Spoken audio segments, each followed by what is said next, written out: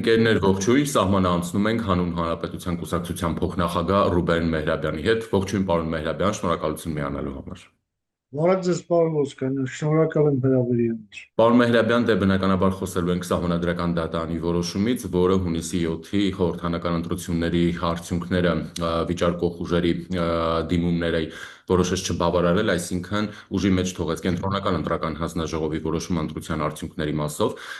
Սահմանադրական դատարան դիմաց ուժերի թվում էր հանուն Հանրապետությունը, բայց ի տարբերություն մնացած ուժերի դուք դիմել եք որոշակի այլ հանգամանքներ հաշվի առնելու եւ դրանց սահմանադրական գնահատական տալու համար, հա։ Այո,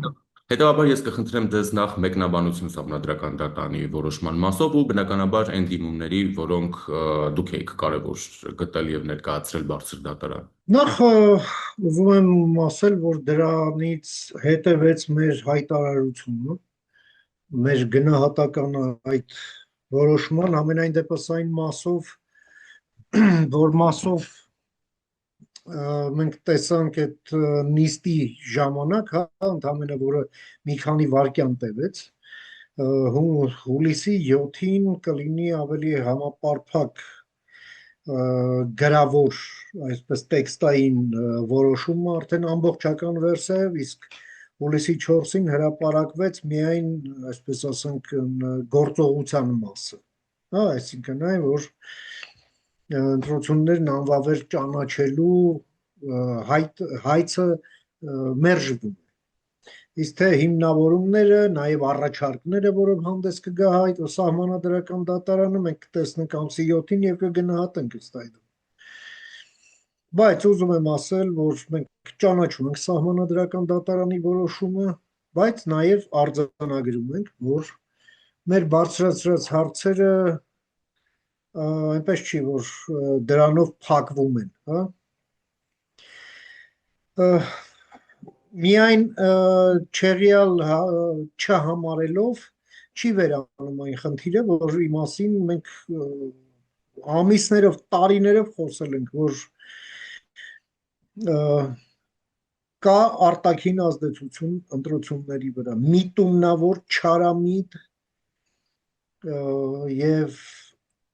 այսպես բազմաշերտ,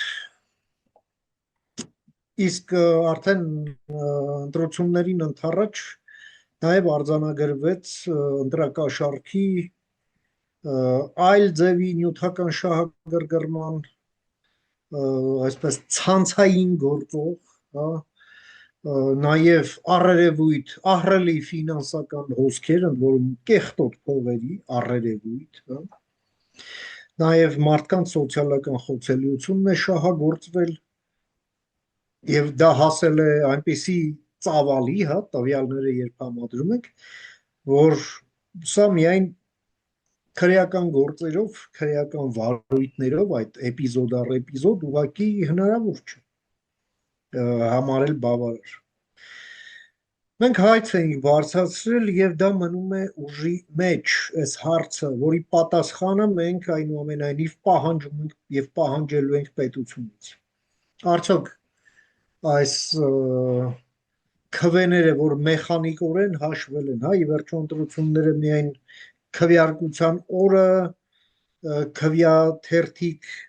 արկղի մեջ գցել է, իսկ հետո էլ դրանց քանակը հաշվելը չի։ Եվ մեր հարցն է մնում, հա, արդյոք այդ քվեների մեխանիկական հաշվարկը բավարար է։ Եթե ընտրողի ազատ կամքի ձևավորման միջավայրը պաշտոնական հենց տվյալներով, հակակոռուպցիոն, դատախազություն, քննչական, ԱԱԾ, դրանց պաշտոնական հաղորդագրություններով արդեն կրում են համակարգային բնույթ եւ տեղի է ունեցել, այսպես ասեմ, քվեարկության process-ի համակարգային աղավաղում։ Մենք դիմել էինք նաև մեր պարտքը համարելով սահմանադրական դատարան, որովհետև ժողովրդավարությունը չի կարող մնալ անպաշտպան, հա, օտար պետությունների, այլ թշնամական պետությունների կողմից հավաքագրված, այսպես պատահական ինչ-որ մեծահարուստներ, ինչ-որ մի քանի անգամ այսպես բանտ նստելու ենթակա ուղղակի պետական հանցագործ, կամ մի օլիգարխ, որը եղել է կից եւ ծնունդ է առել նույն այդ մեկից, եւ ահռելի այդ ֆինանսական կարողությունները, որը նրանք ունեն Հայաստանի ներսում ու անբացատրելի է թե ինչպես է որ նրանք ունեն եւ ում է ծառայում այդ կարողությունը եւ մեր ժողովրդավարությունը չի կարող մնալ անպաշտպան այս ասպատակության առաջ։ Պետությունը չի կարող ասել դե իրավապահները զբաղվում են, կզբաղվեն։ Մեր գործառույթի մեջ դա չի մտնում, հա։ Դե դեմոկրատական պրակտիկաներով մենք հո չենք զբաղվելու դրանով։ Կա, չգիտեմ, ոստիկանություն, դատախազություն, դատարան եւ այլն։ Ու այդ խոսակցության հենց ընթացքում ընտրակաշարք, վախի մթնոլորտ, այդ սոցիալական խոցելիության շահագործում, դեզինֆորմացիա, նաև աննորմալ փող, այդ ամենի այդ հավաքականության մեջ ձևավորված դրանով իսկ ձևավորված քաղաքական ազդեցությունը մեկ էլ վերածվում է մանդատի, չգիտեմ, խմբակցության, մինչև 18 թիվը իշխանության, 18 թվից հետո էլ ընդդիմության։ Իհարկե, քրեական պատասխանատվությունը կարևոր է, բայց դա չի կարող փոխարինել սահմանադրական դատարանի պատշաճ գնահատականը եւ սահմանադրության դրույթներով արձանագրված հա այդ միջոցների կիրառումը պաշտպանության համար մեր քաղաքացիները պետք է լինեն պետության կողմից պաշտպանված։ Ռուսաստանի կողմից եկել է ռուսական ժանտախտ եւ վարակել է բազմահազար մեր քաղաքացիների։ Ով է սրա պատասխանատու։ Երբ լինում է համաճարակ, այո, հայտարարվում է կարանտին, դեզինֆեկցիա, չէ՞, կլինիկաներ են բացվում կամ ազատվում հենց այդ հիվանդությունները, հիվանդության դեպքերը, ուրեմն մարդկանց այդտեղ հոսպիտալացնելու եւ բուժելու համար արվել է դեմոկրատիան որպես այսպես պատկերացում փորձել են կպցնել պարզապես կազմակերպված հանցավորության, որը անթույլատրելի է։ Եվ սա ուղղակի ցույց է տալիս, որ մենք լրջագույն խնդրի առաջ ենք կանգնած։ Եվ այո, եթե կա արձագանք քրեական գործերի մասով, դա ուշացած է։ Եվ մենք գիտենք, որ գործ ունենք լատենտ հանցագործությունների հետ, այն է դժվար բացահայտվող, որովհետև կողմերը երկուստեք եւ փոխադարձաբար շահագրգռված են, որպեսզի այն չբացվի։ Դա միայն թույլ է տալիս պատկերացնել, թե ինչքանն էլ չի բացվում։ Էլ չեմ խոսում, ասենք, մի դեպք, որը էլի առերևույթ, հա, այսպես ասենք, հաղորդվում է, որ ինչ-որ մեկին, ասենք, հետ կապված քրեական գործ է հարուցված, արձանագրվում է, որ նա էլի առերևույթ են ասում, շուրջ 100 հոգի մարդ է կաշառել։ Այսինքն այս ամենը հա կարող է ուշացած գալ, բայց արդեն այս այլանդակված եւ ձևախեղված բնույթի պարագայում սա ոչինչ չի կարող անել։ Եվ ըստ էության ես հենց ընտրություններից հետո մամուլի հետ իմ շփման ժամանակ ասել եմ, որ սա ըստ էության ընտրություններ դրվել մարդկանց առաջ, մենք պետություն լինելու ենք կամ պետություն չենք լինելու։ Դու Փաշինյանի կողմից ես, թե Պուտինի։ Այո, հենց ինձ։ Բայց ընտրությունը դրա մասին չէր եւ դրա մասին չէր կարող լինել, որովհետեւ պետություն չլինելը չի կարող ընտրության օպցիա լինել որպես այդպիսի ապրիորի։ Իսկ Պուտինը չի կարող ապրիորի լինել տարբեր գլուխներով, հաստ գլխով, բարակ գլխով, չգիտեմ, տարբեր գլուխներով, բերաններով, կեղտոտ եւ ոչ այնքան։ Չի կարող լինել սուբյեկտ Հայաստանում ընտրություններ։ Ով պետք է առներ սրա դերը։ Ընտրություններից 2 ամիս առաջ մեզ ասում էին, դե որպեսզի նրանք չլինեն, բավական է որ դուք չքվեարկեք։ Իսկ հետո post factum ասում են։ Ճիշտն ասած մենք ցանկանում էինք, որ կենտրոնական ընտրական հանձնաժողովը նրանց ընդհանրապես թույլ չտար ընտրությունների։ Դուք օժտել եք կենտրոնական ընտրական հանձնաժողովի նման լիազորություններով։ ԿՀՀ-ն էլ ասում է, կներեք Մոլդովայի օրինակը ինձ մի բերեք, մեր օրենսդրությունը տարբերվում է Մոլդովայի օրենսդրությունից։ Կներեք, ես 3 տարի է ես ասում եմ, մարդ ուղարկեք եւ վերցրեք ունիֆիկացրեք մեր օրենսդրությունը, որպեսզի մեր ինստիտուտներն օժտված լինեն այդ գործիքներով։ Արել են չեն արել։ Մեզ արձանագրում են, թե արմատապես տարբերվում է։ Չհասկացա։ Դուք նրա համար եք, որ տարբերվի, թե դուք նրա համար եք, որ չտարբերվի եւ համանման վտանգի դեպքում համանման ձևով գործեիք, նույնիսկ ավելի կոշտ,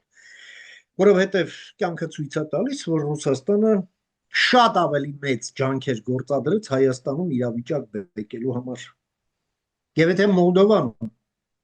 դուրս եկավ դրա տակից իր եվրոպական սփյուռքի ձայների հաշվի,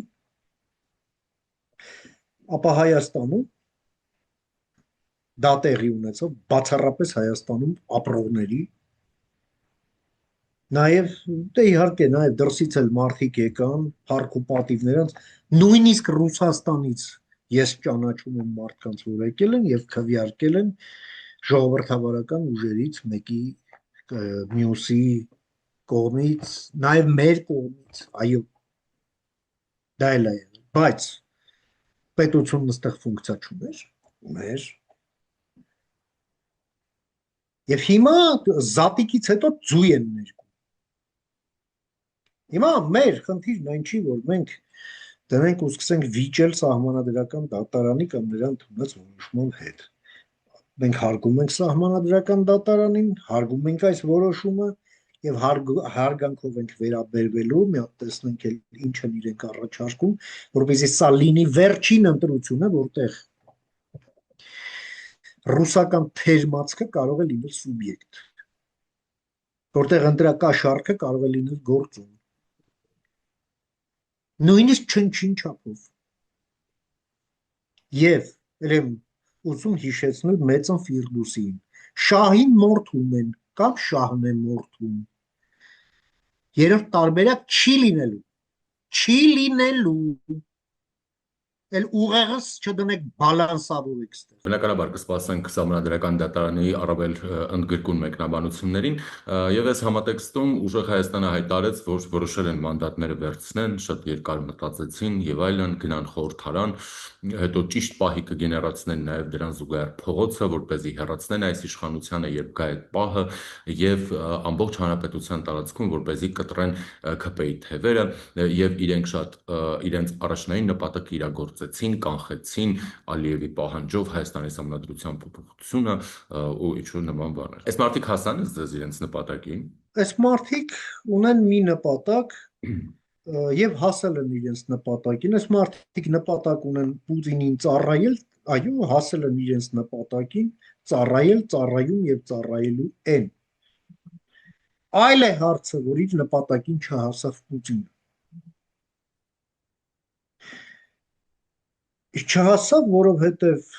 նա չկարողացավ իշխանություն ձևավորել եւ նա պետք է բավարարվի զավթած պահելով ընդդիմություն։ Այնպես ինչպես 21 թվականին, ինչը էլի անբավարար է։ Մենք խոսում ենք մինչև ընտրություններ, ես ասում եմ, Պուտինը պետք է լավ ծեծ ուտի ընտրություններին։ Այդ ծեծը կերավ։ բայց նոկաուտ դեռ չի եղել։ Հիմա մանդատ ստացած իշխանությունը, երբ մենք հիմա տեսնում ենք, որ մանդատ ստանաք, չստանաք, չեք խուսափելու պատասխանատվությունից, հիմա տեսնենք ինչ խորհուրդներ է տալու նաև սահմանադրական դատարանը, այո, Հայաստանում ռուսական պարտիան պետք է ոչնչացվի հիմնահատակ։ Հայաստանում չպետք է լինի ռուսական պարտիա։ Հայաստանում չի կարող լեգալ լինել մի խումբ եւ դա կոչվել լեգալ կուսակցություն, որը աշխատում է Հայաստանի թշնամի պետության օգտին,